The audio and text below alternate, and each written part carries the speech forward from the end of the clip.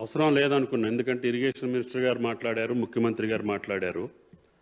కేవలం జరిగినటువంటి గత కాలంలో జరిగినటువంటి పరిస్థితుల్ని విశదీకరించి భవిష్యత్తులో మళ్ళీ ఏ రకంగా పోవాలి కొత్త ప్రభుత్వం, గత 10 సంవత్సరాలు జరిగినటువంటి పద్ధతుల వల్ల జరిగినటువంటి నష్టాన్ని రేపు సరిదిద్దుకోవాల్సినటువంటి అవసరాన్ని గుర్తించి చేయాలనే ఆలోచనతో వైట్ పేపర్స్ అన్నీ పెట్టారు అధ్యక్ష. ఈ శ్వేతపత్రాల యొక్క ఆలోచన తెలంగాణ ప్రజలకి అసలు విషయాలు తెలిసి భవిష్యత్తులో ఏ రకంగా పోతే మంచిది, దానికి సరైనటువంటి సూచనలు వస్తాయనే ఉద్దేశంతో, ఎందుకంటే ఇరిగేషన్లో మనం తమిళనాడు వాళ్ళ యొక్క కార్యక్రమాలు చూస్తాం అధ్యక్ష. ఏ పార్టీ ఉన్నా కూడా కేంద్రం మీద కానీ లేదా వాళ్ళ రాష్ట్రానికి కావాల్సిన అవసరాలకు కానీ అందరూ కలిసి దెబ్బలాడే అలవాటు ఉంది. కానీ మన దగ్గర అది లోపించింది అధ్యక్ష. దానివల్ల కొన్ని అరిష్టాలు జరిగినాయి, కొన్ని అనుకోని సంఘటనలు జరిగినాయి. ఇప్పుడు పల్లా గారు కొన్ని విషయాలు చెప్పారు అధ్యక్ష. ఇంక్రీజ్ అయినటువంటి ఆయకట్టు కానీ లేకపోతే ధాన్యం దిగుబడి కానీ. అదృష్టం ఏంటంటే గత 9 సంవత్సరాలు రెయిన్ఫాల్ సఫిషియెంట్ రెయిన్ఫాల్ ఉంది అధ్యక్ష.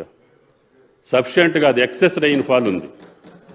దానివల్ల గ్రౌండ్ వాటర్ పెరిగింది, పవర్ అవైలబిలిటీ పెరగటం మూలాన 10 లక్షల బోర్లు పెరిగినాయి అధ్యక్ష. ఈ గత 10 సంవత్సరాల్లో ఏటా 1 లక్ష బోర్లు అంటే 10 లక్షల బోర్వెల్స్ పెరిగినాయి అధ్యక్ష. గతంలో 18 లక్షలు ఉంటే ఇప్పుడు 28-29 లక్షలకి చేరుకున్నాయి అధ్యక్ష.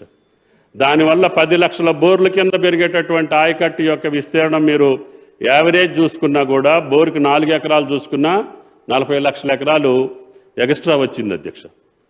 అదృష్టం ఏంటంటే కంటిన్యూ రెయిన్ఫాల్ ఉంది సార్ అధ్యక్ష 9 సంవత్సరాలు కూడా.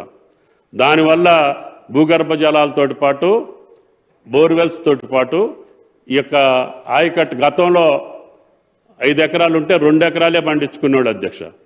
అటువంటిది గ్రౌండ్ వాటర్ సఫిషియెంట్గా ఉండటం వలన బోర్వెల్స్లో ఉన్నట్టు అతని భూమి మొత్తాన్ని సాగు చేసుకునే అవకాశం వచ్చింది. ఆ భూగర్భ జలాలతోటి ఎక్కువ ఎక్స్ట్రా వచ్చినటువంటి ఆయకట్టు 40 లక్షలు వచ్చింది. పెద్దలు చెప్పినటువంటి ఆయకట్టు 10-15 లక్షల కళ. కొన్ని ప్రాజెక్టులు ఎండింగ్ స్టేజ్లో ఉన్నటువంటి కలవకుర్తి కానీ, నెట్టెప్పాడు కానీ, కోయిల్ సాగర్ కానీ ఇటువంటి ఎండింగ్లో ఉన్నటువంటి ప్రాజెక్టులు కొన్ని పూర్తి చేసి ఇచ్చినటువంటి ఆయకట్టు ఉంది అధ్యక్ష. మా దగ్గర ఇందాక సాంబశివరావు చెప్పినటువంటి భక్తరామదాసు లాంటిది కరువు ప్రాంతం అన్నిటికంటే తీవ్రమైనటువంటి పాలేరు నియోజకవర్గానికి ఇవ్వాలని పట్టుబట్టి అది గోదావరి బేసిన్ అయినప్పటికీ కూడా కృష్ణా బేసిన్ నీళ్లు తీసుకొచ్చి ఇచ్చాం అధ్యక్ష. రేపు ఈ ప్రాణయత చేవళ్ళ కావచ్చు, శ్రీరామ్ సాగర్ సస్టైన్ అయితే దాని ద్వారా ఈ ఆయకట్టుకు వస్తుంది. కేవలం ఆ మోటార్లు తీసేసుకొని మళ్ళీ వాడుకోవచ్చు అధ్యక్ష. అక్కడ ఏమి ఇన్ఫ్రాస్ట్రక్చర్ మేము కొత్తగా చేయలే, కేవలం పైప్ లైన్ వేసాము, మోటార్లు పెట్టాము.